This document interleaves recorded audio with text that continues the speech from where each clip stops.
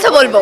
প্রত্যেকটা মানুষেরই ইচ্ছা থাকে নিজেকে বড় পর্দায় দেখার, এবং যতবারই আমি কোনো সিনেমা দেখতে যাই আমার মনে হয় ইস আমি যদি এখানে থাকতাম। হ্যাঁ, আমার ইচ্ছা আছে আমি যখন রিটায়ার করে ফেলবো অ্যাক্টিং থেকে তখন আমি একটা ইনস্টিটিউট দিতে চাই যেখানে সব বয়সের মানুষজন ডান্স শিখতে পারবে। এরকম এখনো হচ্ছে আমাদের দেশে, বাট যারা আমাকে পছন্দ করে, আমার কাজ পছন্দ করে, আমি একটা ওয়েলনেস সেন্টার করতে চাই নারীদের জন্য, যেখানে সাইকোলজিক্যাল থেরাপি থেকে শুরু করে ওয়েলনেস, এবং আমরা তো নারীরা অনেক ধরনের মানসিক স্টেটের মাধ্যমে, মানে প্রত্যেকটা মানুষ, শুধু নারী না, পুরুষ নারী সবাই, অনেক কথা থাকে যেগুলো আমরা আসলে সবাইকে বলতে পারি না। সো আমি একটা ওয়েলনেস সেন্টার খুলতে চাই যেখানে সবাই সবার মনের কথা শেয়ার করতে পারবে উইদাউট এনি জাজমেন্ট। বার্তা বলতে ওভাবে কোনো বার্তা নেই, আমি চাইবো সবাইকে যেন সমান অধিকারটা দেওয়া হয়। মানুষ হিসেবে আমি যতটুকু স্বাধীন তারও যেন সেরকম স্বাধীনতাটাই থাকে। তার ক্ষেত্রে যেন কোনো রুলস বরাদ্দ করে দেয়া না হয় যে না তুমি এটা পারবে না।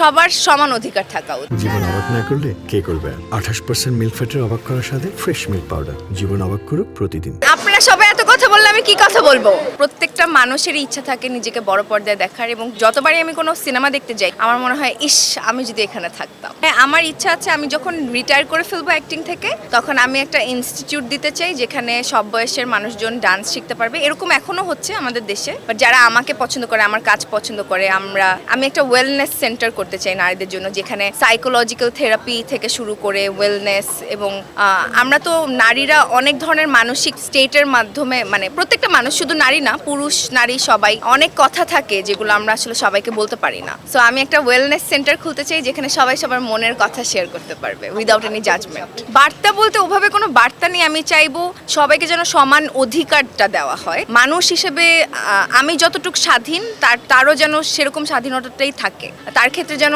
কোনো রুলস বরাদ্দ করে দেয়া না হয় যে না তুমি এটা পারবে না। সবার সমান অধিকার থাকা উচিত।